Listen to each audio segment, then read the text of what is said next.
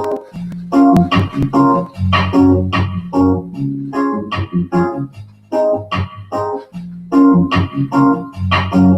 people.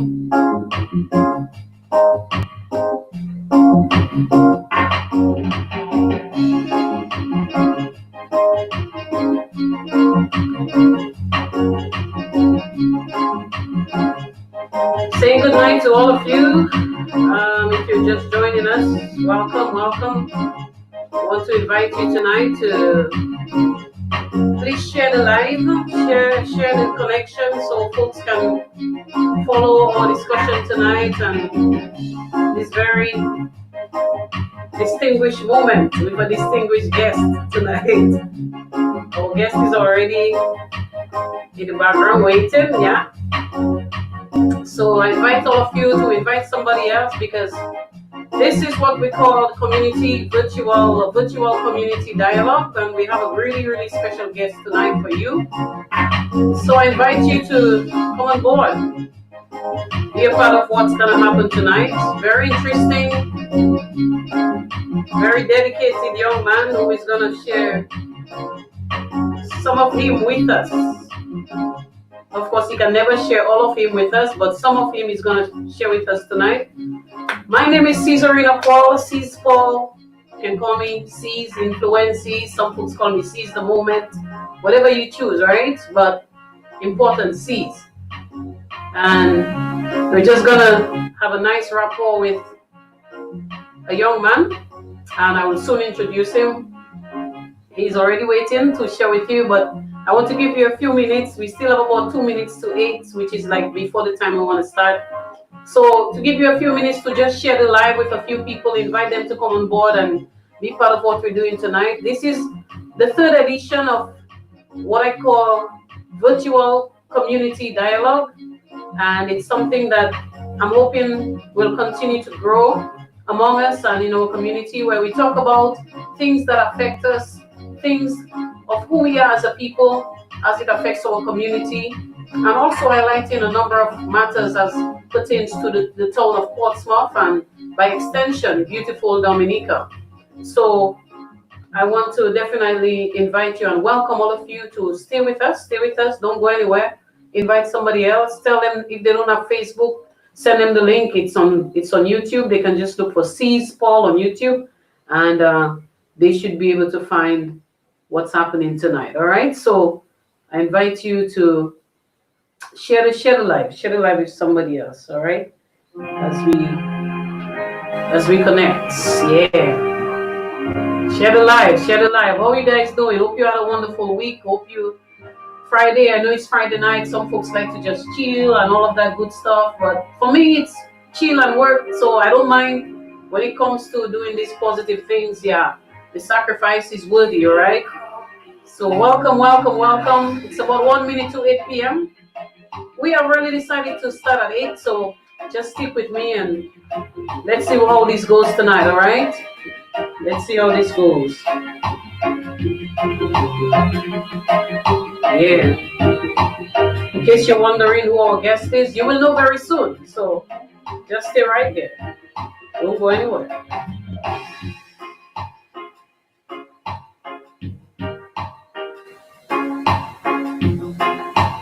And it's 8 p.m. So one more time, welcome. And I'm gonna just let our guest in like immediately. Tai Chi. I hope I can call you Tai Chi. Yeah. Only people who know me well could call me Tai Chi. Excellent. I like that. Yeah, because that's the first name that I know. But I'm digging the latest name, and I'm hoping that you will eventually tell us a little bit about the roots of that name, but that will wait. But I want to say to you, welcome. I want to welcome you to tonight's virtual community dialogue, as I call it. Thank you for having me. All right, you're welcome. I was very happy to get the request from you. To be honest, I haven't been excited about an interview like this in a while, because since it's home, yeah, and since it's somebody who I knew growing up and who's known me from a child, true. I'm happy. All right. Well, I'm happy to hear that, and it's my pleasure, my distinct pleasure to spend this time rapping with you. I know that I have bounced you up a couple of times in Anguilla where you live, but before we go there, let's just backtrack a little bit. You know, your name is Terron Azille. Everybody can see that on the screen, Terron Azille. But who is Terron Azille? Where are you from, bro? Where are you from? Tell the folks where you're from. You know, sometimes when people ask me that question, I say I don't know. All I right. was born in Dominica, but the truth is, a lot of us don't know where we're actually from because of Tell me more. issues from the past. But Yeah. I was born in Dominica. Um, I'm from Portsmouth, community on the northwest coast of Dominica. We were supposed to be the capital, Yeah. but Yeah. because of certain circumstances, we had to settle for the second town. But Mhm. I am very happy that I grew up in Portsmouth in a close knit community with people like yourself and my mom and people we always had people we could go to for guidance if we needed. Definitely. So who is your mom? I see you reference your mom, and who are your parents, man? She might be under the chat. um, Better my be. mom is Bethude Azille. Most people call in Portsmouth call her mom. Yeah. Um, you know, when I was growing up, I How you used to feel I about that? kind of had a I kind of had an issue with that, with everybody calling my mother mom. Yes, including But me. yeah, including you. Yes. But that just shows the type of person she was, and with a close knit community in Portsmouth, that Yeah. was the name given to her. Um, my father, Luke Azille, from Cottage. Yeah. Um, Together, they had three sons: Kriston, Terron, and Anton. Mm-hmm. I'm the second of three sons. Cut in the Um, middle. yeah, people used to call us the Cat Brothers: Kriston, Why? Anton, Terron. Why? Oh Yeah, yeah, cut bro. I never did that. Wow, that's weird. yeah, But they put Anton in between there, right? yeah. They put Anton in the middle. But he's the last. It don't matter. Yeah. All right. So yes, so thank you for sharing that. So we see that you definitely are a man born in this town of Portsmouth. It's not like you're some strange guy that I'm trying to make part of Portsmouth, but you definitely your roots are from Portsmouth. I know we talk about the fact that we don't know where we're from in terms of the history, which one of the probably African nations that we're from as far as the continent is concerned, but as it relates to being born in the West Indies, we know that you are from Dominica, Portsmouth in Dominica. That's established. Born and bred. Yes. Born and bred. I like that. Okay, so you now live in Anguilla. Um, but before we get to you being in Anguilla, can you tell us a little bit about what shaped you as shaped you as a young man growing up maybe in the town? Is there anything that of significance that you would probably attribute to contributing to you as a man today? Um, Everything, because whenever I'm in a situation where I have to make a decision, I think about all sorts of things, and I always come back to home. I always think of my mother first of all, Yeah, um, making sure that whatever I do doesn't embarrass her. At the same yeah, time, I am still my own man, and if I really feel passionate about something, I will do it, and we yeah, might disagree, but yeah, for the most part, I always keep that in the back of my mind. Um, Growing up, my days at St. John's School, it's a Catholic school. mm-hmm. Grew up in the Catholic Church. Um, Yourself and my mom, Yeah, very prominent people in the church. yeah. So I had a very religious. I was an altar server at one point. A lot Yes, of I people don't know remember. that. Who Yeah, didn't know I that? was an Some people altar didn't know server. that. Sometimes. Yeah, and Yeah. what I remember most about growing up in Portsmouth was being able to go down to the park almost Mhm. every afternoon and being able to play cricket or basketball, and everybody just in that one area being able to mingle and and be with the people of the community. Yeah.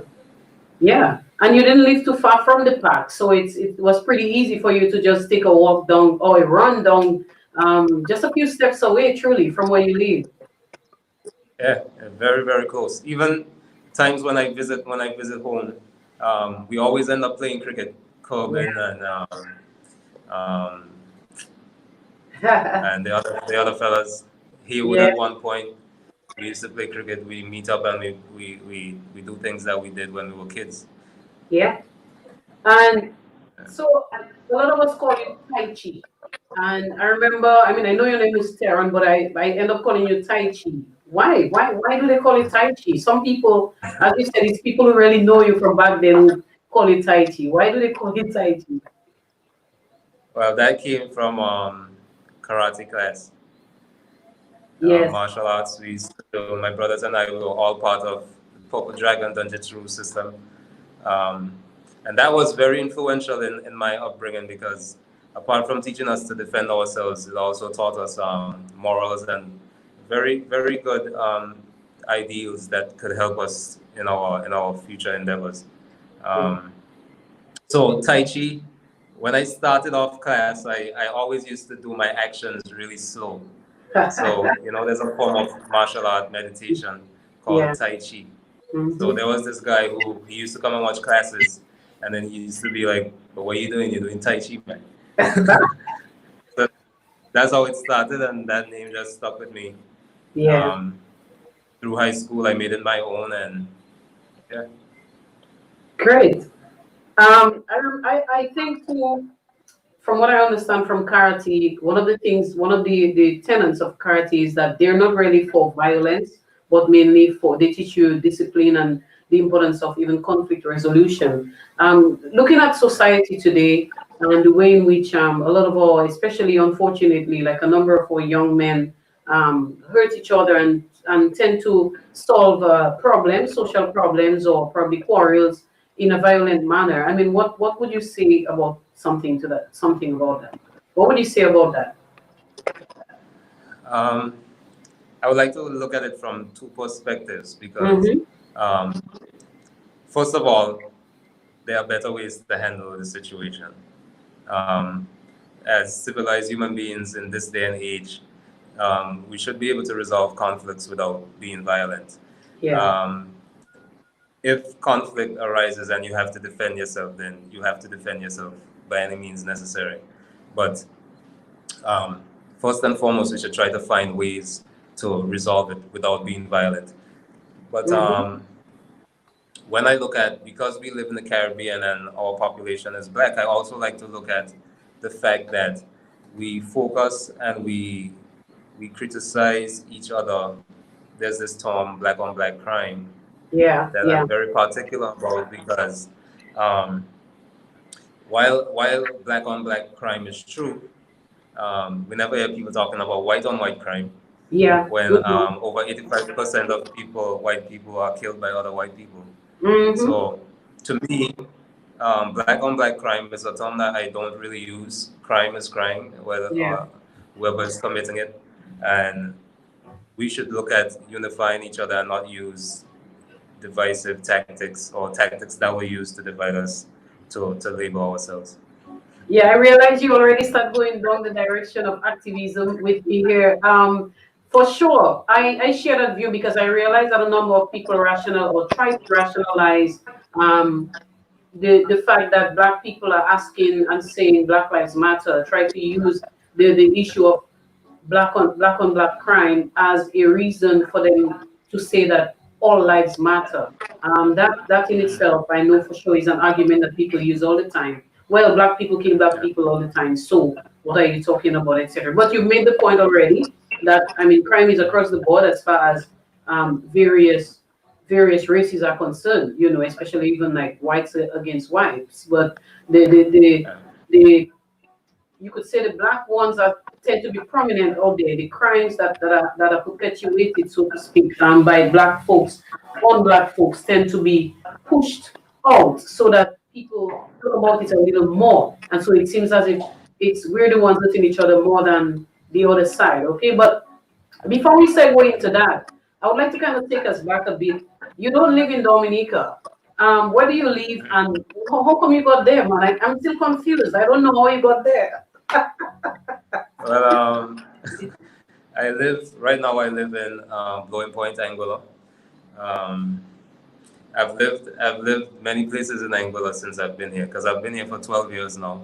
Wow, that's a Even long time, before I right? started, Mm-hmm. yeah, it's a long time.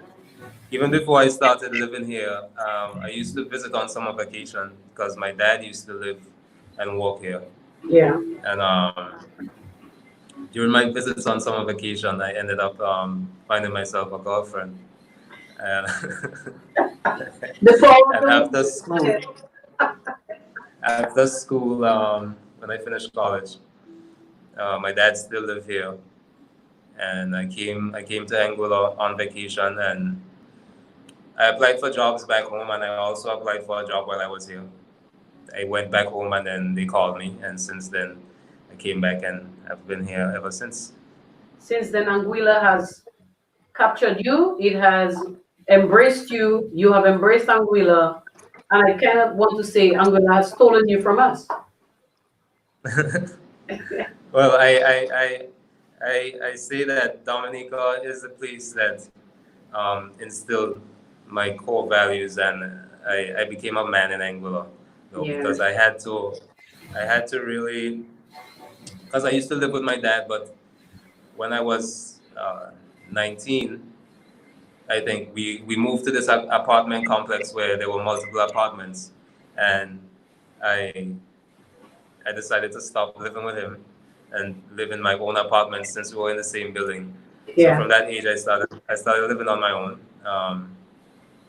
going through different experiences and really thinking about why certain things happen. Mm-hmm. Um, really has put me in this position where I can now appreciate Anguilla for the place that it is. Yeah. Because something people wouldn't really know is that when I just moved here, I'm just gonna be straight. Yeah. Um, there was this thing where Anguillians, it was felt by a lot of Dominicans that well, not only Dominicans but foreigners, that Anguillians do not, they're pretty much about themselves and not about other people coming from the Caribbean, um, coming from other Caribbean islands to work in Yeah. Anguilla, Yeah. because they pretty much want to make sure that Anguillians first considered for jobs in Anguilla, which in itself there's nothing wrong with that. That should be the way it is. Mm-hmm. But certain people looked at it in a negative light, and I also had certain instances when I just came here, where when I started teaching, there was this older teacher, and there was this other young teacher who was going off to study, and we were in this meeting, and she was like, you're also stupid. You're letting all these foreigners come here and take all the jobs, and you guys going. And at that point, I was just a 19-year-old coming. I applied for the job. They accepted me. I came. Um, None of that was on my mind. But eventually, when I really started, when I really started examining the history of Anguilla, and you Mm-hmm. think about the Anguilla Revolution, where they were part of the tri-state, St. Kitts, Nevis, Anguilla, and resources from the United Kingdom was going straight to St. Kitts, and Anguilla was basically left deserted. The people had to fend for themselves.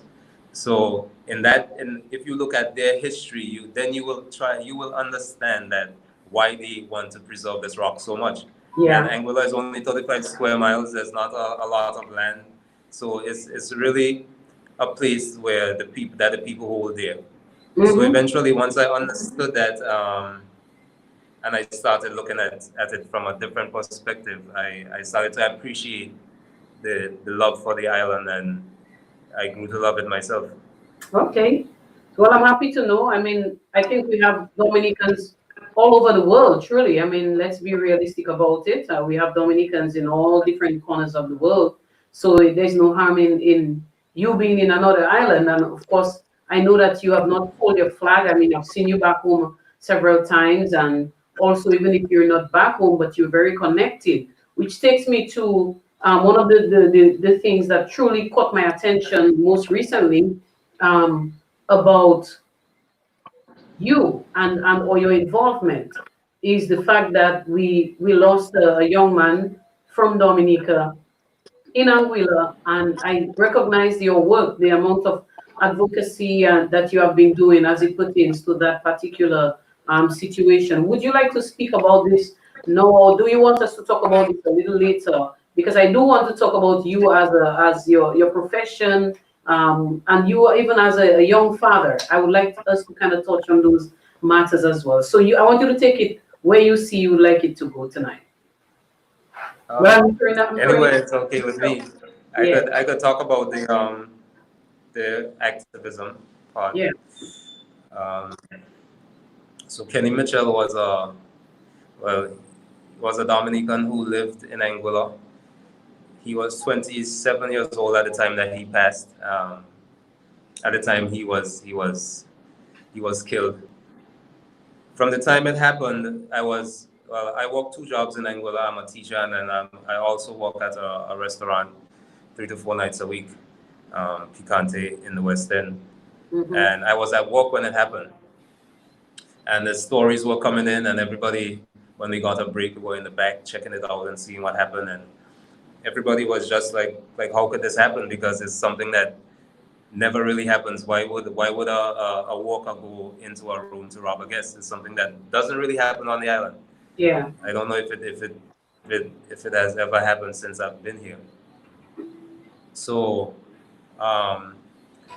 it didn't make sense in the beginning, but people were still like, yeah, so this person went to rob, and then somebody sent a picture of the person that went to rob, and then when we saw the picture, everybody was just like, nah, that really doesn't sound right, because for most of us who were there, we knew Kenny, maybe not as close as family members, but we knew him from seeing him around, and he just wasn't that type of person.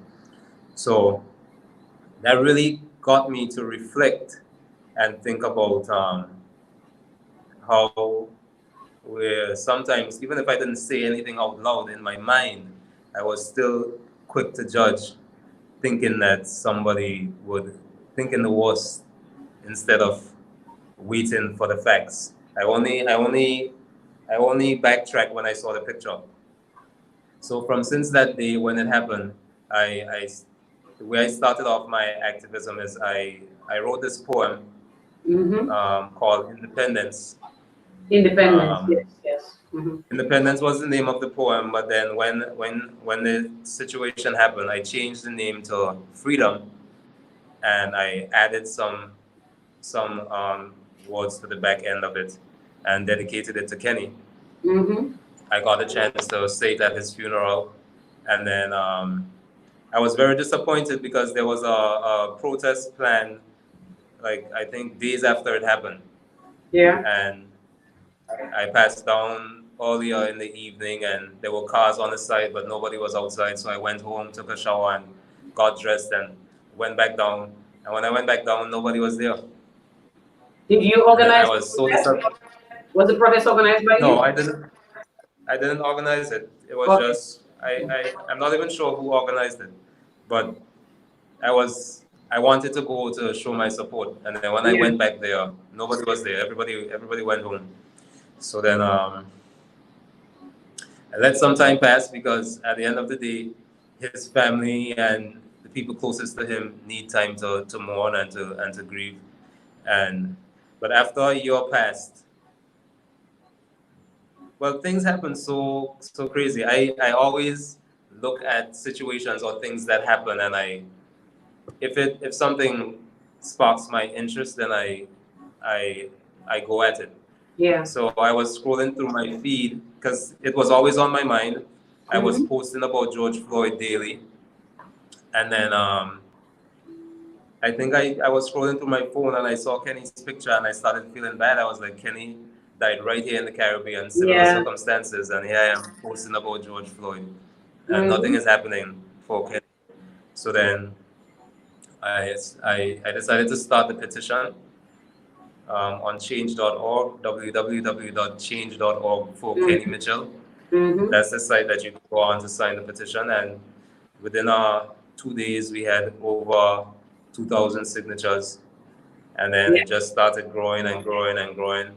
And I think now we're over 30,000 signatures on that petition right now. All right. Mm-hmm. Yep.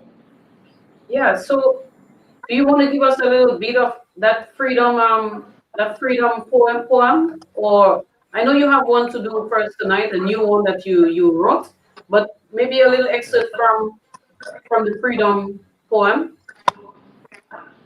Okay. Am I putting you on the spot? Were you ready to do Put me that? on the spot. Put me on the spot, but that's okay. All right, good. When you're ready. This is entitled Freedom. No problem. We're free, they say, but every day obstacles stand in our way. Our governments have plans, but they're controlled by big businesses and millionaires from foreign lands. But when will we truly be free? All I see is misery and stains from blood that's been spilled. Our ancestors fought for our freedom, but like dying trees, their dreams wilt. The illusion of freedom blankets our minds from clear thought. But what will it take to capture the freedom which our ancestors so desperately sought? Emancipate yourselves from mental slavery, a genius once said. Simple, but yet profound. Maybe its true meaning got lost in the melody of his song, or maybe the simplicity of these words obscures their true meaning, or maybe our dazed minds and lackadaisical thoughts stand in the way of much needed critical thinking. Maybe Brother Bob should have spilt it out. To flow on the beat, he couldn't, but I will. We're not free because our minds are locked down to a system built on lies and half-truths. We live in an age where sense is not common. Our brains are weak because we take little time to think. We try to fit into institutions when we are equipped with skills to build our own. The seeds were sown, the trees grew, but we're too lazy and occupied to harvest the fruit. We've settled. As I sit and watch the fruits drop and rot from this tree whose branches spread across this earth, it hurts. It hurts because the fruits of this tree, so deeply rooted in culture and watered by the blood, sweat, and tears of our forsaken ancestors, are going to waste. So I pick up my basket with all of my talent and skills to put on display at the market of public opinion. With fear in my heart, but a determined spirit, I pray that I can motivate my brothers and sisters to harvest the fruits of this tree. This is the part I added after Kenny died. Okay. For too long, we've allowed our fruits to be plucked before they've even matured. We allow them to be sliced, diced, and minced right before our eyes while we stand aside and look. Then our tongues get tied and twisted when they leave us with a sour taste, a taste worse than vinegar to our taste buds. Let's nurture these fruits, instill values of courage, strength, humility, and love for one another. This is our tribe. We need to stick together. Let's harvest our fruits.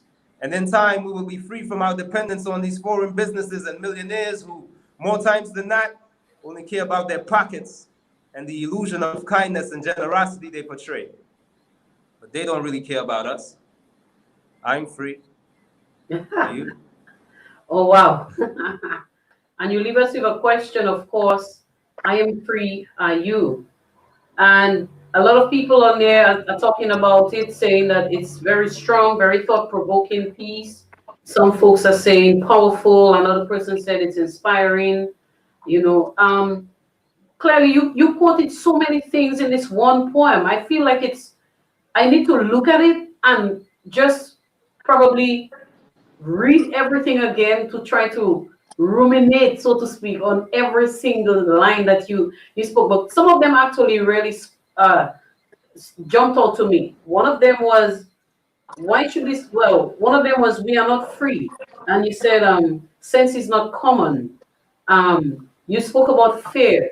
Although there is fear in your heart, you are going to deal with this, you are going to face this situation with a certain something. You can remind me of what it is, but you said, even if there is fear in my heart, I am going to.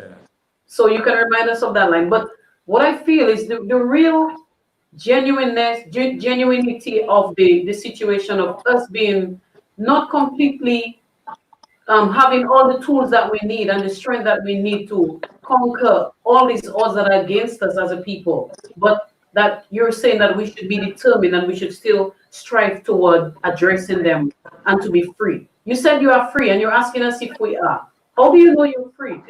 Can you tell us something about that?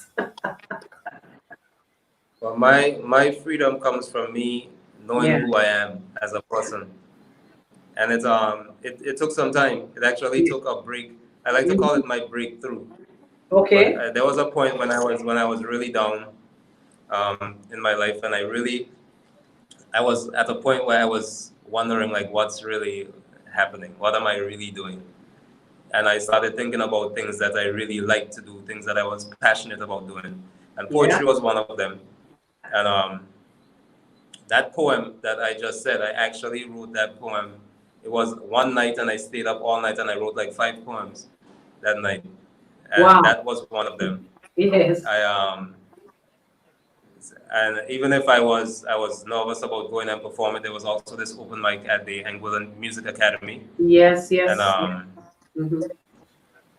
I went. I did a few of the poems at the open mic, and a few people came to me and told me that they thought it was really good, and that just gave me some more motivation to continue. Yeah. But one person who was very important in that whole process was our principal at the time, teacher Trace Lynn Hamilton, because Hmm. she's somebody who is also a very devoted Christian. Okay. She was somebody who was though she had her beliefs, she would not press them onto anybody, and she's somebody who would listen. So there Hmm. was this day I was at school, and I was like I tell you, I was frustrated. I was like, this is not. I love teaching and I love imparting knowledge. For me, being in the class with my students, that's my favorite place to be. Yeah. The whole shenanigans behind the scene, I don't really like that too much. But being with my students, that's Yeah. what I like. Um, but I also wasn't feeling fulfilled, so I went to her office one day and I told her of my plans of doing the I call it the introduction to Jahari Chi, and I Yes. All invited right. a few people. Some people who I invited, they came, some didn't come, and I used that forum to just put out everything that I was feeling at that time. So I did poetry. I also did some songs that I wrote, um, Hmm. and I literally did it to just ask people about their feedback, because some of the people who I invited, it wasn't an event where they were charged to come in or none of that. They were just coming out to um, see me perform. One person who I also invited, who was very important in who I was very happy that they came and they gave me some good advice, was Mr. Devon Carty, who's a philanthropist and also an activist um, and businessman in Angola. And Hmm. he gave me some advice that I really took to heart, and I'm actually implementing it day by day when I put out different things, That's because awesome. Mhm. I understand that it's a process, and at this point, being a teacher, poetry is the first step in the line of things that I want to do. So Yeah, so that's great. I have seen you, or photos of you, and kind of followed some of what you do in Anguilla with your students. And I've seen you posted photos with your students, taking them to the beach, doing, I think, community projects. I think a year that I was in Anguilla, you were probably setting up to have a program for young men. Can you confirm that? I think I recall something to that effect, but you can probably speak a little bit more to that. I can certainly understand and connect where you see that you felt unfulfilled, even if you enjoy doing being a teacher, but there is that part of you that was probably dying that needed to just evolve and just come out and just explode.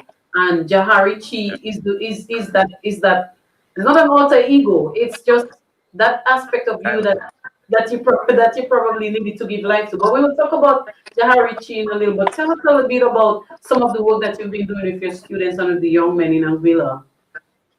yes, the project with the boys is it was also an idea of teacher Tracelyn as well, Okay. and that is something that's another thing that propelled me to grab every opportunity that I had, because she she asked me, she threw the idea out to me, at the end of a school term and told me to think about it over the summer and then get back to her, because there are not many male teachers in Anguilla. And sometimes students go through their entire primary school life and not have the influence of a male classroom teacher. So she wanted to develop, she wanted us to have an all-boys class at 6th grade, which is what I taught at that point in time. And it was going to be a class where boys had a male teacher and we could bond and we could do things together. And they could just have that role model. And we did it for 4 years. It was pretty successful. Some of the things that was taught in that year, 4 years. Yeah. Oh, amazing.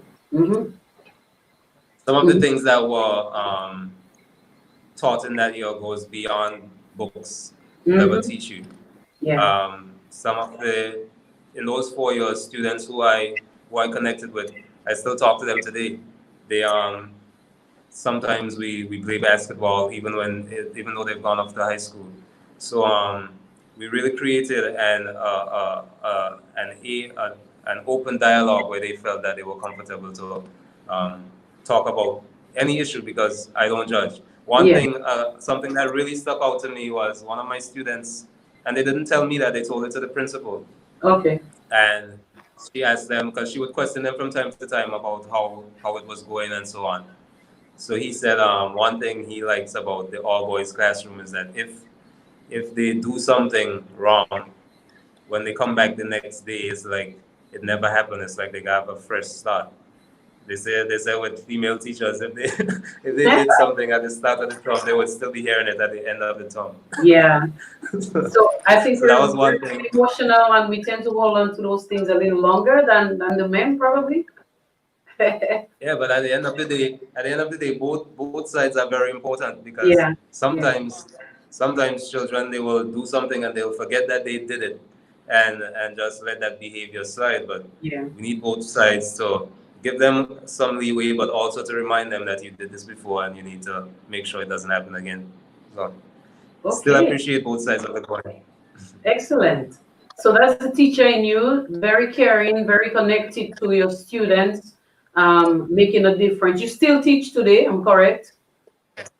Yes, definitely. Is it still an all-boys class that you have today, or? No, the classes are back integrated.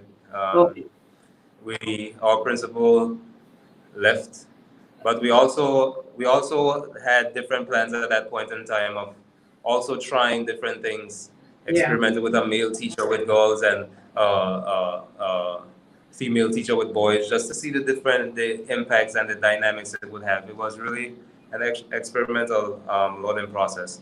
But with the change in administration, we went down a different path, and that's where we are now. All right, that's great. Okay, so you talk about your male students, you talk about your students in general and teaching. I can't help but to also tell the folks, and maybe that you tell them, the fact that I've watched again. I'm not a one of my friends would call people who goes on Facebook and watches everybody's profile as is a crawler, not a crawler, but somebody who goes and kind of smile on everybody. That's not my style. But knowing you, you're one of my friends on Facebook. I see when you post your stuff, and I like the positivity that I see. And so I was saying that I have seen you with your son. I've seen you with your son, and you spoke about the impact that you're having on the male students of your school. What about your son? As a father, as a young man, you're very young. I mean, folks looking at you like, he's a father. Look at him, he's so young. Yes. Can you talk about your experience as a young man being a dad to a young man as well, to a male child? Can you share what the experience is like for you, or has been like thus far? In the beginning, it was well, to be honest, from the time my son was born, before when my partner at the time was pregnant, it was nerve-wracking at times. But from the time he was born, it's like a switch flip. Yeah. It was like, and when I was going through my breakthrough, I was able to look at that flip of the switch on two sides, because what actually happened at that point was I put all my focus there, and I wasn't focused on things that made me happy at that point in time. Okay. And at that point, balance is key. But Yeah. I don't regret doing anything that I did, because it helped me to realize certain things that growing up, different ways of handling certain situations. Because corporal punishment was a big part of growing up. There were many times when I got lashes. We'd be in Yeah. church and we'd be misbehaving, and my dad would say, "Okay, when we go home, we got licks for you. And if you do that again, you're gonna get some more licks." And Yeah. but my son's mother, she wasn't for lashing, so that was something where it was something that I had to break out of.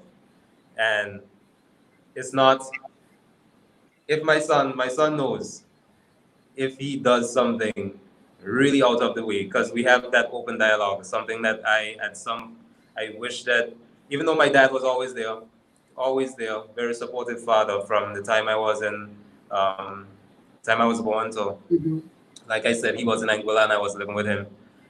Very supportive father, but there are certain things that, as a child, I I am giving to my son that I wished I had. Yeah. I could probably count on my fingers number of times growing up that my father said "I love you" to my face. I tell my son I love him every day, maybe two, three, Wow. 4 times a day. Whenever we Excellent. finish having a conversation, I love you. Wow. Um, It's there wonderful. there are certain things that I have to sit down and discuss, and I'm still learning. Sometimes I lose my cool. Sometimes it's not perfect. So I Yeah. don't think it's perfect. But when I actually realize that I lost control, being able to go to your child and letting them see that,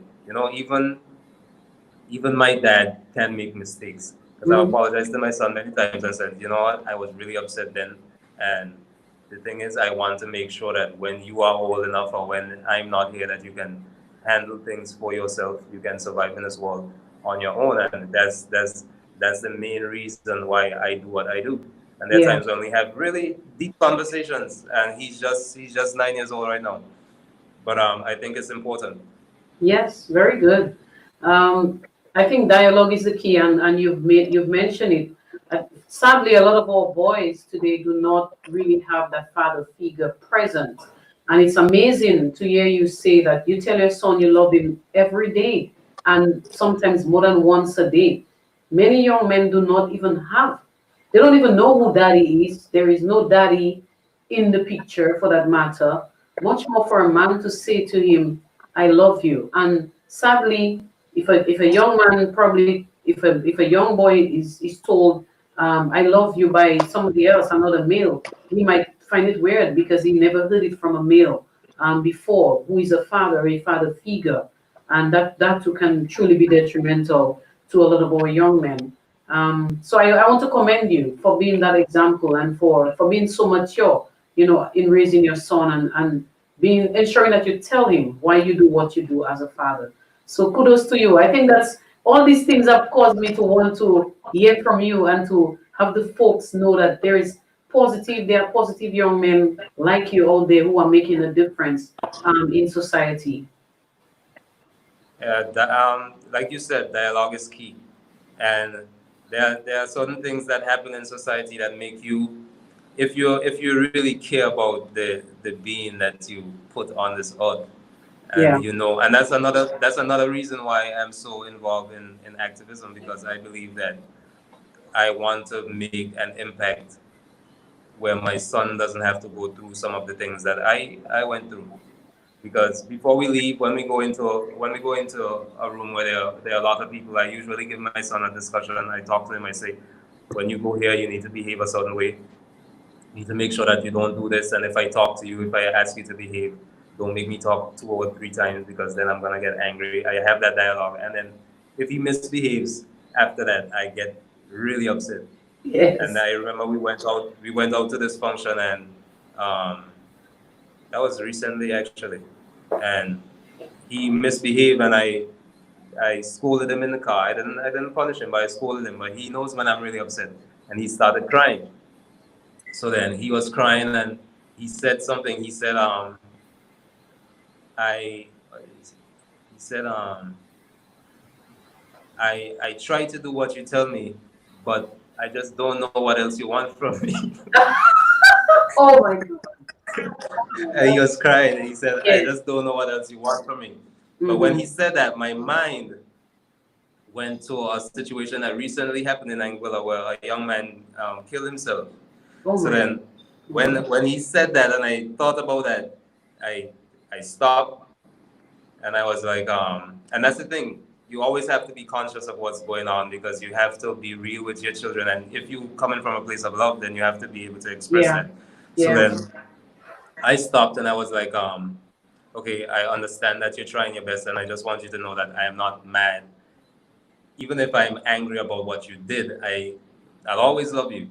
This doesn't mean that I Yeah. don't love you, but I just want you to do better, and I want you to know that if you're going through anything, if if if you feel a certain way and I'm upset, just tell me what you just said, because then I'll stop what I'm saying and I'll make sure that you have your space to talk, because I want you to always know that you can come to me to talk.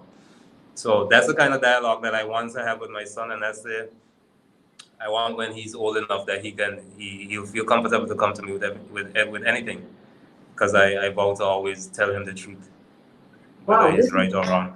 This is really, really lovely. And what I heard from what you said, from that incident, I heard two things. One, you reassured your son that even in the fact that you are chiding him or talking to him about something, it is done because you love him. One. So that reassurance to your son, to your child that you love him is key, because young people, children really do need affirmation, and you do that, and you sound like you do that pretty well. So congrats with that, and also the fact that your son could say something like that to you.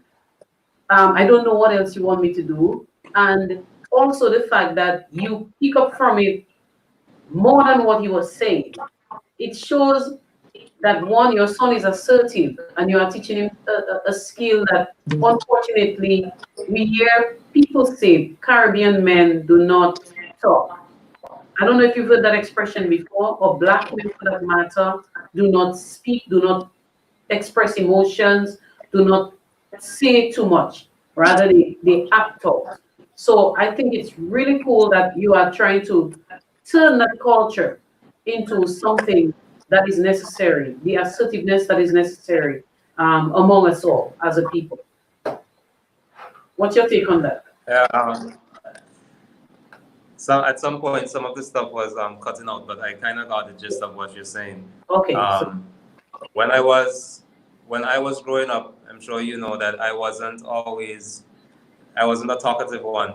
yeah, I would be more quiet myself, because yes, on my report cards, my teachers would say sometimes that they forget that I was in the class. Only when they call on me, that's when I would respond. yes. My friends now would have a completely different story, Hmm. because I was always that time and place kind of person. There's a time and a place for different Everything. behaviors. But Yeah.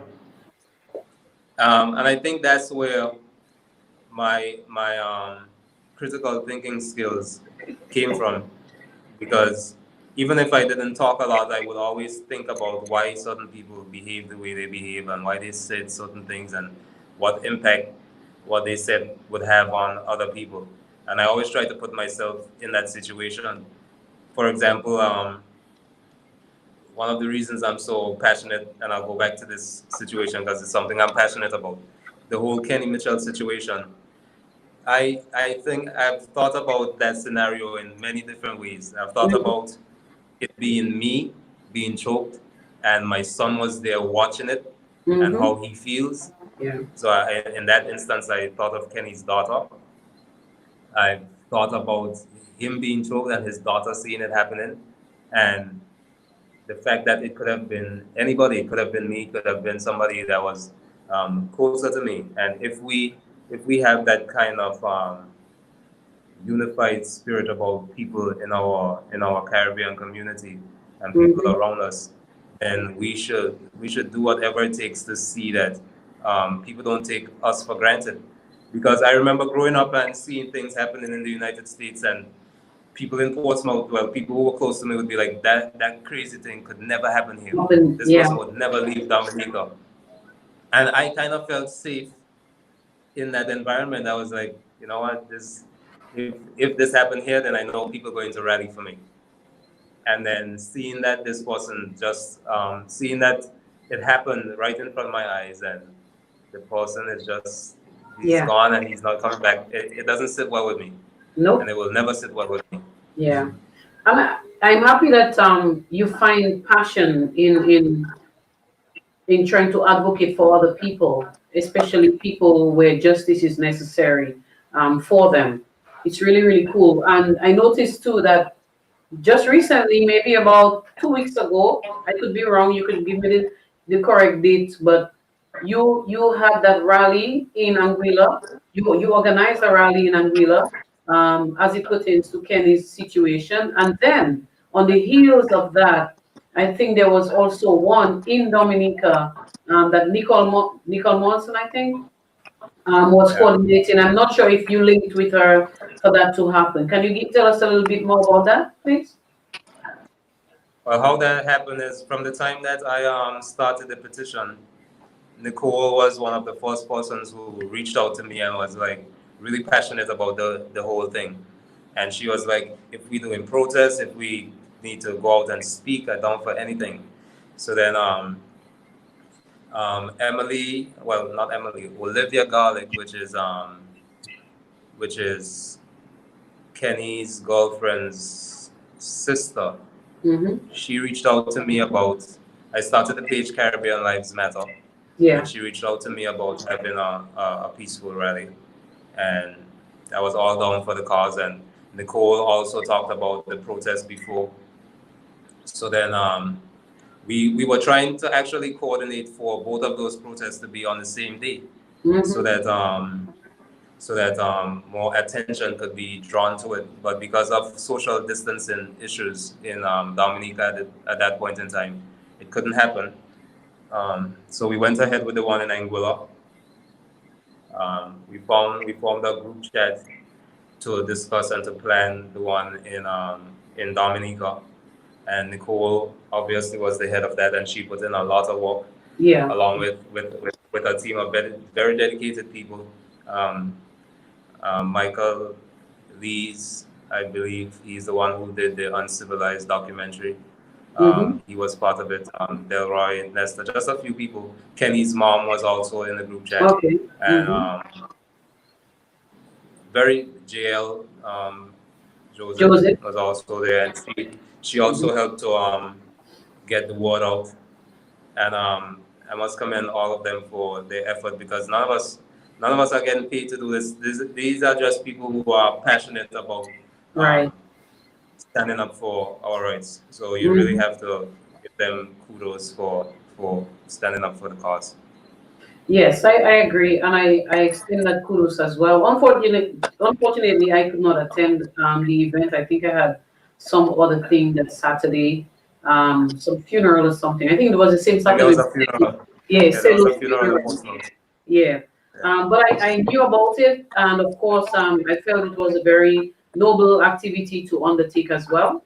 And I really want to commend you again on the fact that you raise those issues for us to become a little more aware, more conscious about who we are as a people. I think it's easy to forget who we are. One of the things you said in your poem, and when you said it, I asked you, what do you mean? Is that you are free. And what you said is you are free because of self-knowledge. And self-knowledge leads to freedom. That's what you said. And I concur with you. If we don't know who we are, we can't quite be free. And that freedom is not just the lack of physical chains on us, but of course the freedom in the mind, the freedom in spirit as well. Can you take us then into Jahari Chi? Who is Jahari Chi? What does the name stand for? Why Jahari Chi? And the works to go with it. Yeah. Um, Very interesting, Jahari Chi. Like you said before, my nickname was Tai Chi, Yeah. and Chi actually means life force. So I knew that, and I wanted to keep some part of my growing up in my name. So I used Chi, and then I also wanted to include some form of African, knowing our African ancestry, and I came across the name Jahari, which means young, strong, and powerful. So together, Jahari Chi means young, strong, and powerful life force. So that's where the name came from. Um, and that's something that I try to live by. So What's in a name? What's in a name? What do you think? Do you think there is any sense in a name? I noticed, and I actually like the name, by the way. Jaharichi. I always wondered what it meant. I did not look it up. And the chi, by the way, is it Japanese or it's of Asian origin. Asian Japanese or origin? Okay, Chinese. good. All right. And then you say it's young, strong, and powerful life. Powerful. But what's in a name? Some people, they call some people some really bad names. And to me, they turn out to be the bad names. So what do you think about the value of a name? Is there value in a name? There is. Um, your name is who is what defines you. I would never change my name Terron Azille because that's what my parents decided to name me, and that's how I can always remember them. But I can, in my newfound identity, I can identify with who I am as a person. Yeah. And Jahari Chi is more The artist. motivation for me than anybody else because believe me, I'm my harshest critic. Yeah. Harshest critic, and the name itself um, helps me to stay grounded and helps me to stay focused on what I'm doing. That's great. So, what are some of the things? I know Jaharichi does poetry and song. Um, I have also visited the Anguillan Music Academy and stumbled on some of the videos as well while I was in Anguilla and after that, and saw Jaharichi performing on some of some of their stuff. So I know that you do some wonderful poetry, and you did one earlier for us. Um, I don't know. I mean, what are some of the other things that you have been doing? You said you write poetry, so you're a writer as well. Do you write other things apart from poetry? I mean, what is? How are you developing the art? Are you doing anything lately apart from writing? Although you said you have a new poem for us, but is there anything new that Jaharichi is working on at this time? What I'm doing right now is basically just improving my portfolio, writing Mm. a lot of poetry, and I plan to use this summer actually to um, complete some of my plans for different things because I'm also an entrepreneur. I'm trying to start my own business. Excellent. I did a program here in Angola with the Department of Youth and Culture for young entrepreneurs, Mm-hmm. and still in the process of developing my business plan. So I spoke to someone like the person who's supposed to review the business plan recently and told her that I'm going to use my summer to make sure that I complete it and start that process. But there's so much going on. It's hard to find time to focus on one thing. But at some point in time, I want to eventually stop teaching. I will never stop teaching, but stop teaching in a Formal, governmental in the institution. formal governmental Formal institution. Yeah. Yeah. I hope you see the But question. poetry book. I was thinking it and someone asked it, so I'm putting it out there. Eventually, eventually, yes. Um, I have a friend who she herself put out a poetry book and was very inspiring to me. So it's something that I is on the cards. But before I do it, I want to make sure that what I put out there is what I want to put out there, and I make sure that I have an audience to listen to it because I don't want to put out something after putting in hard work and it just fall flat. I want to make sure when I put it out, people will actually read it and it can actually make an impact. I So agree. I agree with you on that. And sometimes I write poetry myself. As a matter of fact, I have actually written an entire book of poetry and it's just waiting to be published. And I've not launched it, I've not done anything with it as far as, but it's all together, we're set, ready to go. And sometimes like you, I wonder, are people really open to poetry? But from what you delivered tonight, I think there is a lot of life in it and the way in which you brought it out. So who knows? I mean, people might be dying to hear what you have to offer. From the reaction from some of the folks looking at us tonight, clearly the content of what you're offering, I think there could be, especially now with the new move, well, not new, but the sense of growth in the awareness of our need to know who we are and to stand by our blackness and to embrace the fact that we are people and we have a culture to understand and to know. I think there might be an audience hungry, waiting for more of what you have to offer. That's what I think. So it's time to get it up. That's what I'm saying. I think we soon. Before Mhm.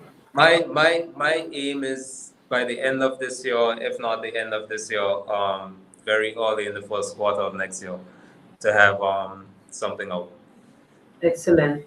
And I'm happy to hear that you're going into entrepreneurship. I think you will be a good entrepreneur. And um, I'm, I know that we have a youth business trust in Dominica, and I know that some of our people from Dominica have visited Anguilla to facilitate the entrepreneurship program there. Actually, to start it up, and also to give some support to it. So it's great to hear that you being out there and you are benefiting from something like that as well. So go ahead and do the business plan, man. Make the time. I will very soon. The entrepreneurial landscape in Anguilla is crazy. There's so many Yeah. small businesses, people doing their own thing, and Mhm. one thing that I really appreciate about Anguilla is people say that um, there's always that fight that people don't want you to succeed. But in Anguilla, there's actually a lot of people, especially young people, helping each other and working together to try to make sure their businesses are successful by sponsoring activities, giving back to schools and so on. So, like I said, Anguilla is a place that made me a man, and I sip off of a lot of the knowledge that I've seen in the community, and just trying to put some of that into action. Happy that you said that.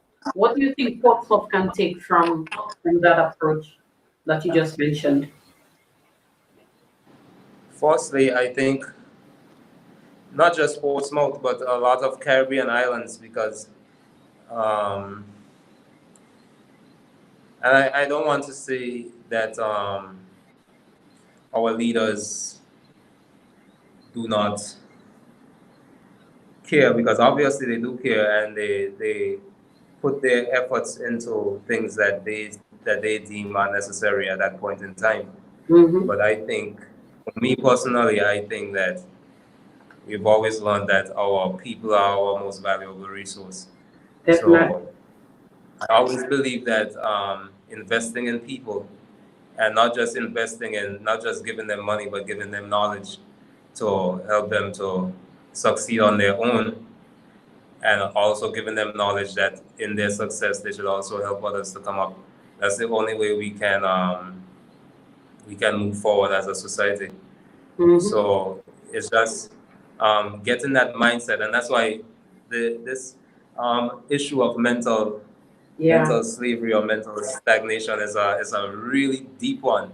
My my um my partner at the moment, she's a clinical psychologist, and I Mm-hmm. often have discussions with her about if she if she wants to start a program where we actually talk to people about the effects of slavery and try to get them to understand some of the mentalities that would actually be derived from slavery, because we, as Black people, we never see the good in ourselves. Yeah. We can quickly see it in people of other color or people who come in, but we can't see it in the people closest to us, which is why I was very excited to come on your show, Yeah. because I can see the difference in your mentality and um, and that's what we need to change, having people who really care and are passionate about things like these into positions of power so that they can impact change.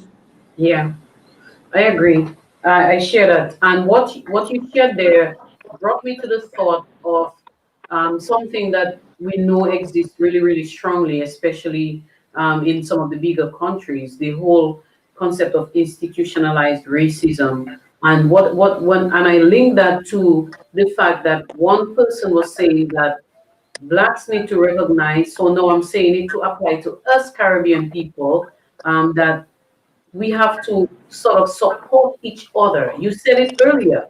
We have to support each other's business, do business together. Because even to get funding, for example, for small businesses in those countries, the blacks have a greater ladder to climb than the other people, because they struggle and the other people will put funds into their people. And so now we, as a people, must see and find a way to actually bring our resources together in order to address our own concerns and our own matters. So I'm really happy that you touched on the fact that in Anguilla, the young people support each other, they sponsor events of each other, etc., to build the business and to see each other succeed. So I like that you shared that, and I'm hoping that it is something all of us in Dominica, in the region, can actually do more of and try to build better than rather than breaking down.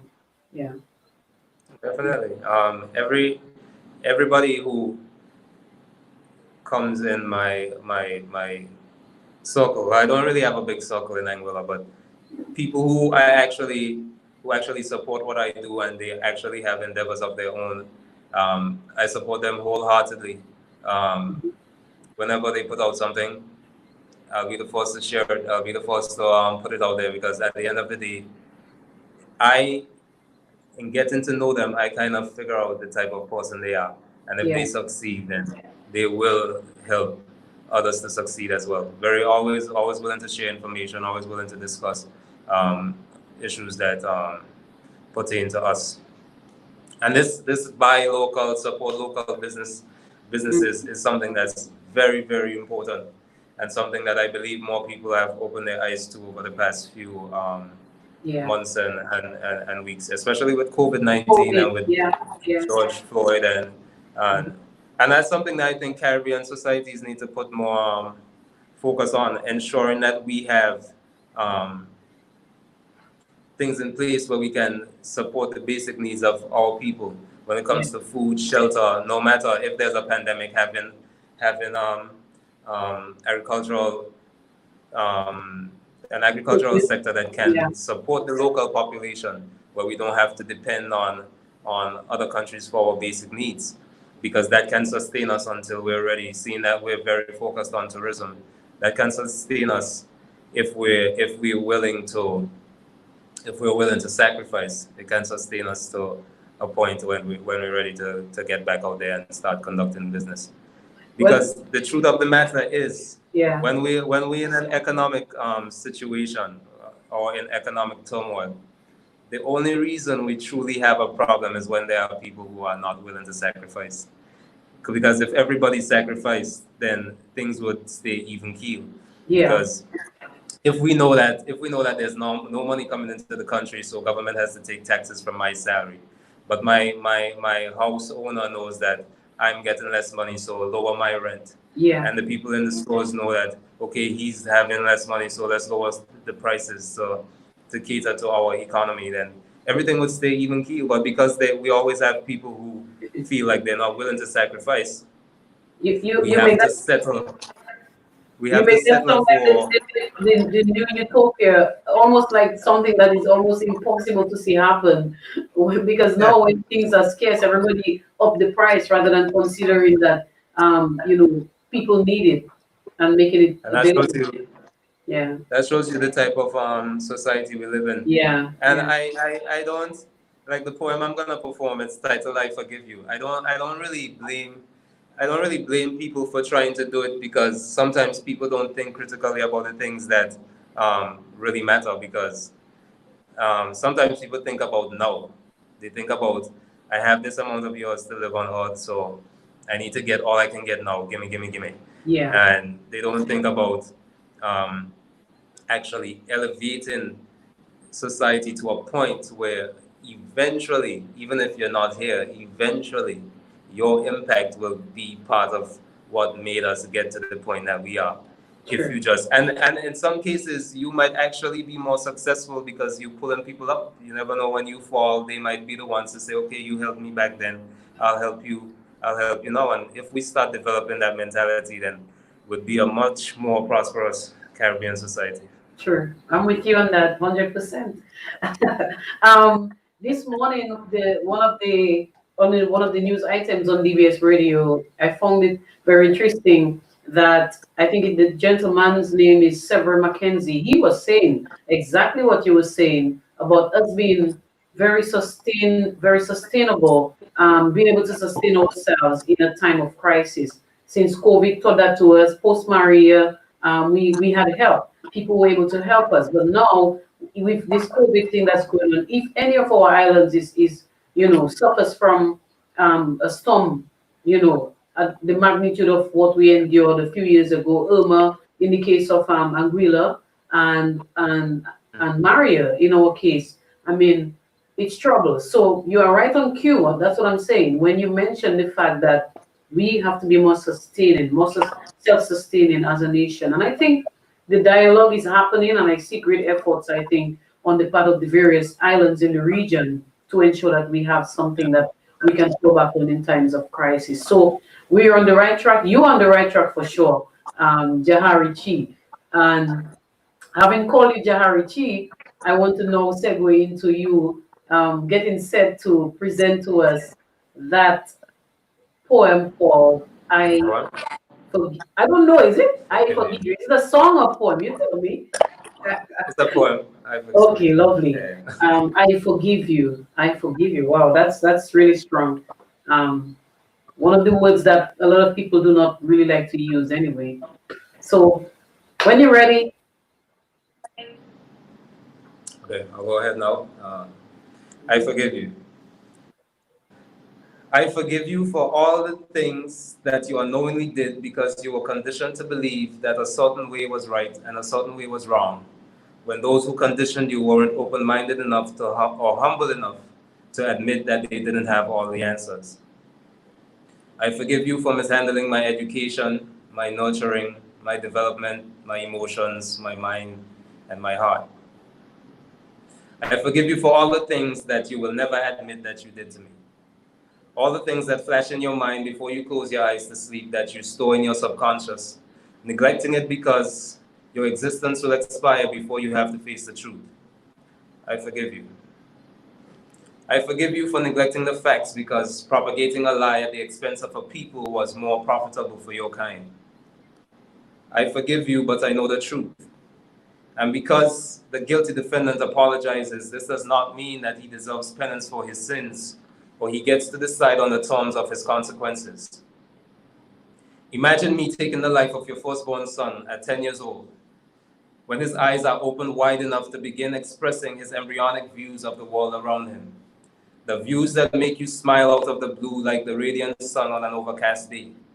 Imagine me taking that precious life from you, then saying sorry, and telling you that I will repay you by inviting you out to dinner so we can talk about it. Unfair much. Well, in the real world, that can't happen. I'm awoken from the fantasy that has engulfed my existence to this point of enlightenment. Sorry isn't good enough. Sorry was never good enough. And sorry will never be good enough. Actions will be. Reparations will be. Respect will be. Honesty will be. Courage will be. Together. I forgive you. wow.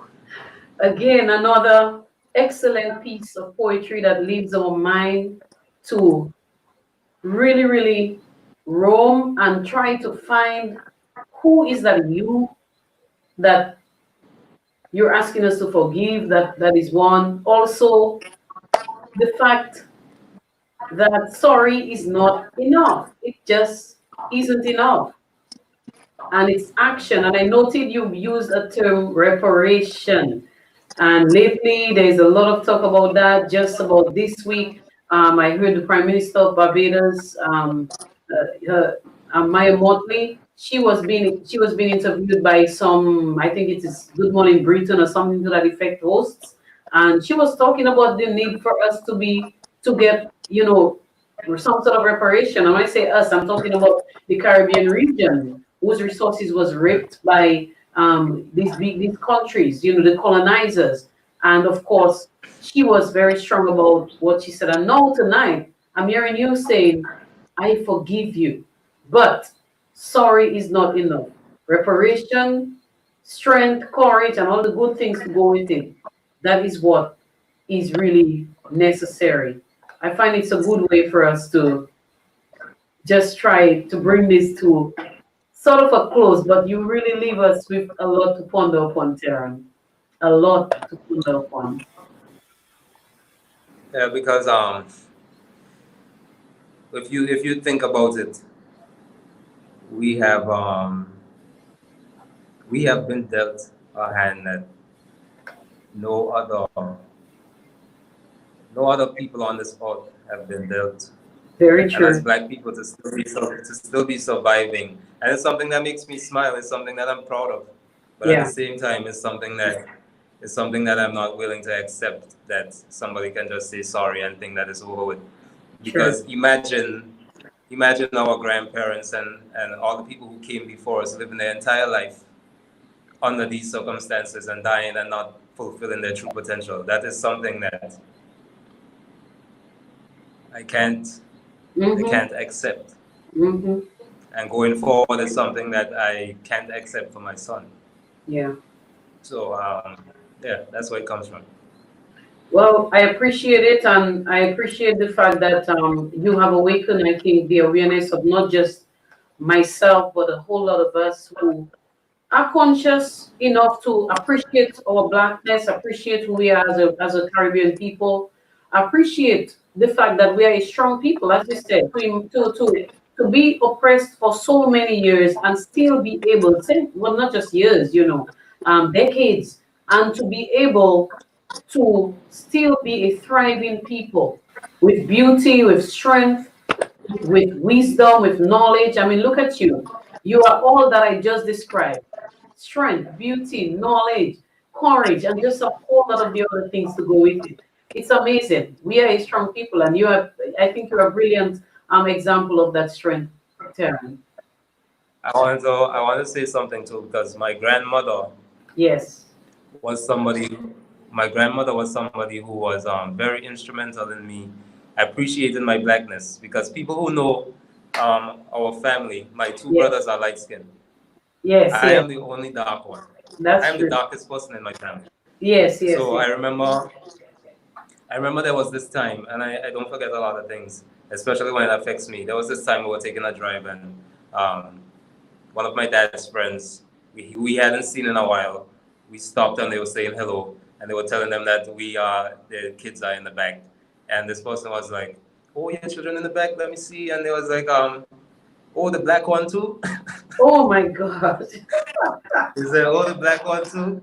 Yes. And at that point in time, I felt bad. Yes. You But my receive. mother, she was quick to answer and said, "What do you mean the black one too? Of course, and he's the most handsome of all." Because she probably knew that certain situations like that used to affect me. Yes. And then my grandmother, she's somebody who always used to tell me, she used to actually come to me and be like, "I love your color." She used to touch my hand and she used to say, "Your black is so beautiful and your skin is so." My grandmother actually used to do that, Miss and people might Will. not know that about my grandmother, Miss Small. We used to call her Granny Dada, but Yes, she she was. or Dada, Yeah. she was a bold woman, but she Mhm. was somebody who, on her days at home, would always make sure that we were okay, and would always make sure that she made us feel proud of who we are. So that's something that I carry with me. I remember I actually don't read a lot of books, but I read a lot of documentaries, and I follow a lot of news pieces, and um, things. I remember reading this piece where this poet, I can't really remember her name. I'm not sure if it's Maya Angelou, Mm-hmm. but she said whenever she's going to perform a poem and she's nervous, she brings her whole family up there with her.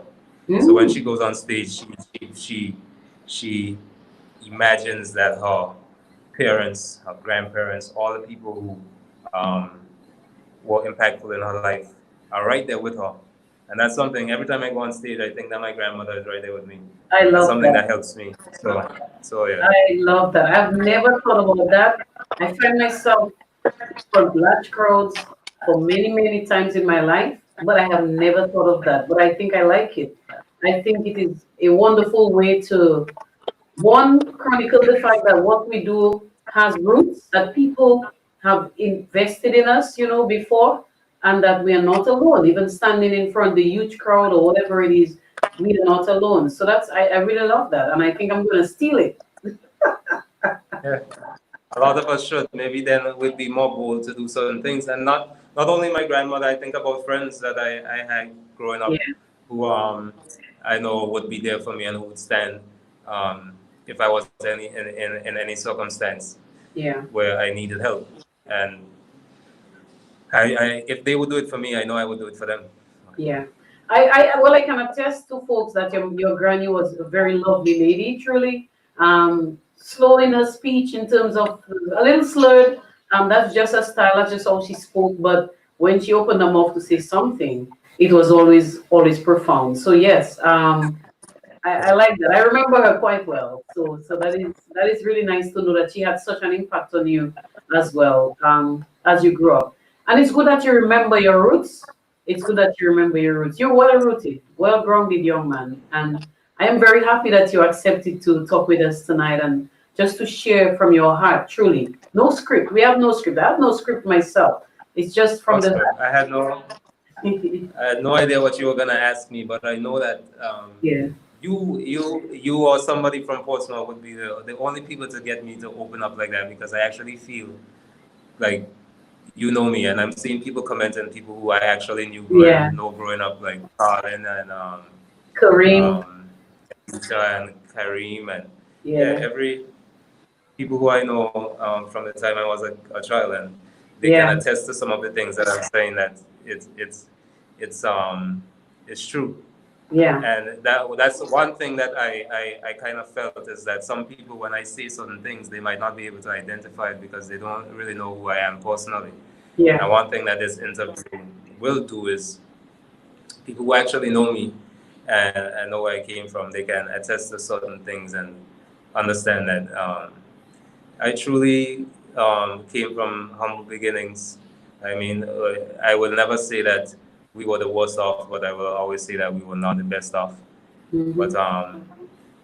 we we trying, as everybody should be doing, is trying to improve on where they came from and trying to make sure that their future generation will have things a little bit easier than they had it. I think my grandmother did it for my parents, and um, my parents did it for me, and I hope that I Hmm. can do it for my son. Yeah, I think you're doing that already. So keep up the momentum that you have going. I think this person says it well. Stay rooted and grounded and keep on going. That's Vanessa Carter. I think that's somebody from Anguilla. Carter's in Anguilla. She's actually she's actually from Dominica, but she lives in Angola. Yes, she's a teacher Oh in wow. Angola. Okay, lovely. Vanessa. Yeah. Yes, so it's a lot of encouragement out there for you, but I think it's because you have extended a lot of encouragement to us as well, as a people. I think I could talk with you like forever because there's so much profoundness in what you're saying tonight and a lot of depth in what you're sharing. But if we were to wrap this up tonight, I would want to get your words, something that I would want that you would want to say, especially, and I tend to always my heart goes out to the young men, especially of my community and of our nation, of our region for that matter. So I want you to think about what it is you would like to say or share with the young men. If you had an opportunity to talk to them in our town, especially, what would you say to them? So think about that. But I also wanted to say that the poem that the second one, I Forgive You, really reminded me of a thought that I often quote, and I share it with people. When people hurt us and we get no apologies for it, I tend to say to myself and to them, let us just try to accept that apology that we have never received before, that the person never extended. So it's like saying, I accept the apology that I have not received. Make sense? So when you said, That, yeah, when you said I forgive you and that sorry is not enough, I really connected with that. And I think it's something I will hold on to for a long time. So that was my word. I'm going to give you the final word tonight as far as what you would like to say to people out there, not just young men, but I want you to speak to the young men as well in a special way. um, one thing, and this is a story that my mother say. I know she's there. There's Yes. this this this media person who goes live, Lloyd, in Anguilla, and whenever I'm doing something and he's live, he always lets me know when my mother comments because she's always there. Yes. Um, but there's this young man who I went to school with, Cresswell. Um, and I remember Cresswell, and it's a story that I give my students from time to time because I knew Cresswell in school, and I was always good in literacy, and I was a good student, but math wasn't always my strong point. But Cresswell was, what a lot of people don't know is Cresswell was really brilliant in math and science and these types of things. I think right now they call him, I don't what's his name? Um, I can't remember what they call him, but anyhow, he has videos. And I remember a time I came to Dominica and I was on the bus stop, and this person came to the bus and he was like, he called me Tai Chi, but I couldn't recognize who it was but I know the person knew me, but it was Cresswell, and he was actually looking like a vagrant and probably is one to some extent right now. And that was my classmate, and that really hit me that there's a fine line between succeeding and hitting rock bottom. And sometimes giving that little positive message or sharing that one thought, yeah, ruler, Karim just say ruler, that's his name. Yes. So sharing that little message and just letting people know that if they need help, they can reach out to you to talk, or you're there to guide them on the right path. I think we need more people to actually not just always point out the wrong that people are doing, but understand that in many instances they don't have the tools to do the right thing. They don't have the people, and that's something that we're lacking in Dominica a lot. We're lacking people with empathy that can empathize with young men and really invest in them and give them opportunities to succeed. And when I say invest, I don't only mean invest in money. I also mean invest in money, but I also mean investing knowledge and skill, and always stop always thinking that everything is a competition, and think about the betterment of the entire society and not just yourself. That's one of the things that I really respected Rosie Douglas for, who was the leader of the now ruling Labour Party. Yeah. It was in his term where they actually got into power and have been in power ever since. Yeah. Because, and I believe that's one of the reasons, because his standing was, he was so strong about uniting and making sure that we look at the least of us to make sure that the best of us can reach the heights that they are at that point in time. So I just for me, I think it's all starts up here, a mental thing. Mm-hmm. And not just keeping it up here, but expressing it, because that's what I wasn't doing in the past. In the past, I would think about certain things and I would keep it in.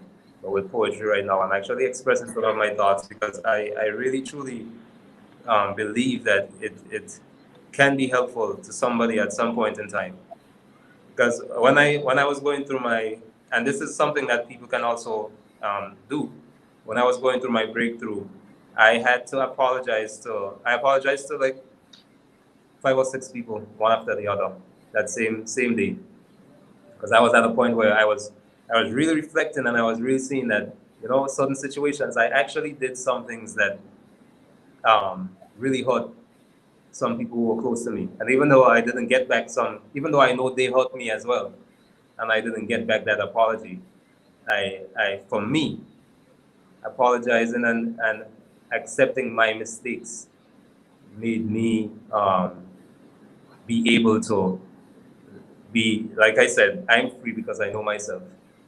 It made me first look into myself and understand that I make mistakes, and if I make a mistake, I have to be willing to accept it. Don't get me wrong, I will argue my point Mm-hmm.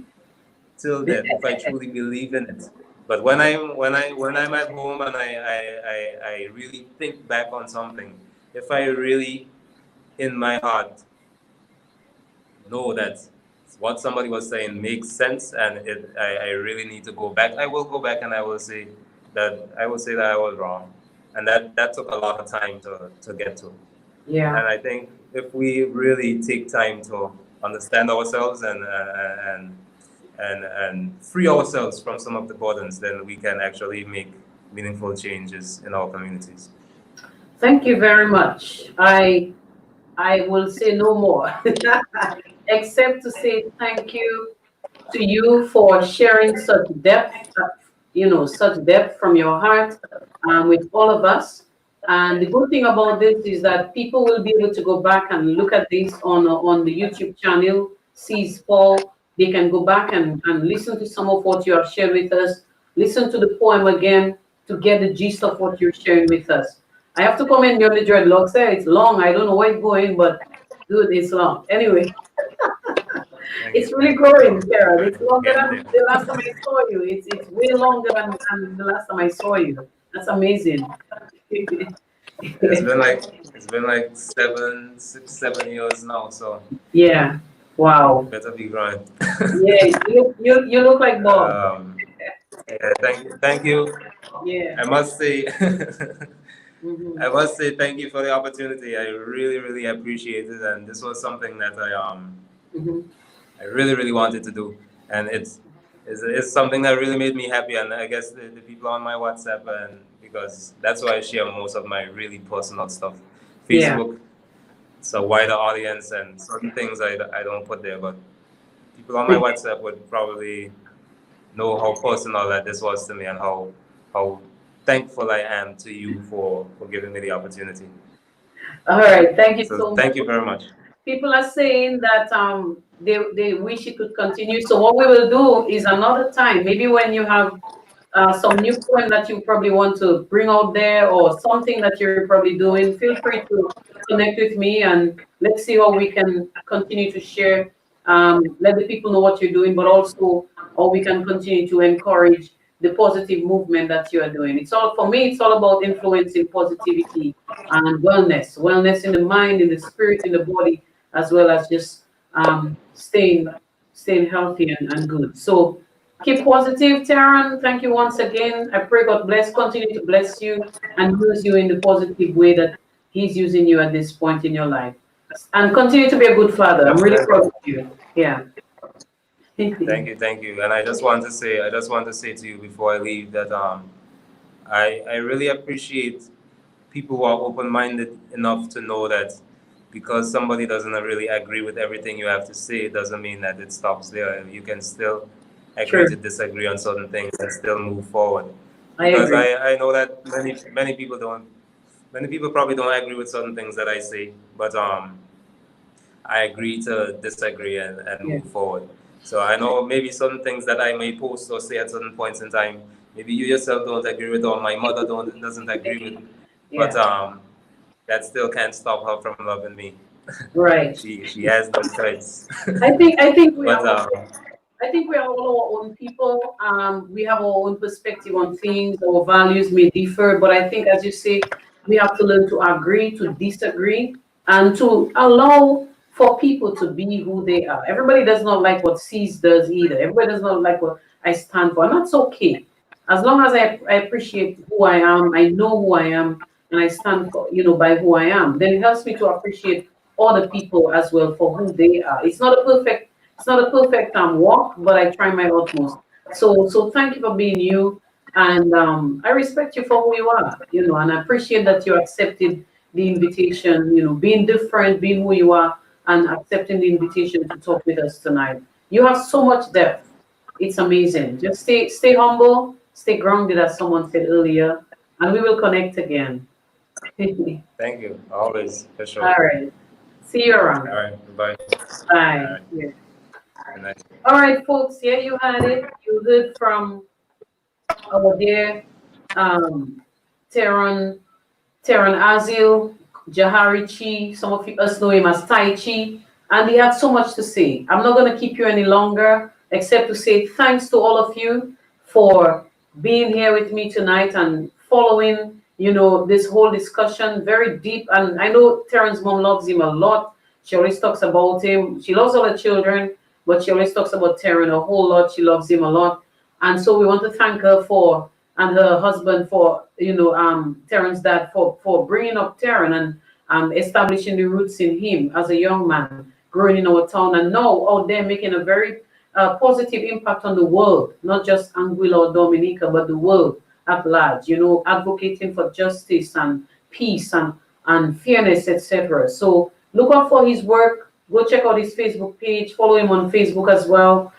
He has wonderful things that he's doing. So go ahead and do that. Once again, thank you guys. This is, as I said, this program is called Virtual Community Dialogue. That's how I call it for now. I don't know if the name will change, but the point is I'm trying to bring us as a community a little more connected with who we are, what we do, and the assets that our community has produced and continues to produce. So thank all of you. If you are there and you want to sponsor one of the programs, feel free to message me. Feel free to send me a message via Facebook or WhatsApp. You can WhatsApp the number 614-5975. Say, hey, I want to sponsor one of your programs. How can I sponsor? And I'll tell you, because it is a little bit of a challenge doing this, but it's wonderful because I get to learn from these wonderful people, but also to share it with you. So once again, thank you for being here with me. God bless you. Have a great weekend. Stay safe. Let us remember to exercise the protocols. We're not out of the woods now. Remember that our borders have been opened again. It means people are coming in. We have to be vigilant. We have to exercise the caution as best as possible. Take care of yourself and your loved ones. Once again, God bless and see you around. I am C's and I'm signing out. Thank you, Carly, and the rest of you guys. All right, bye bye.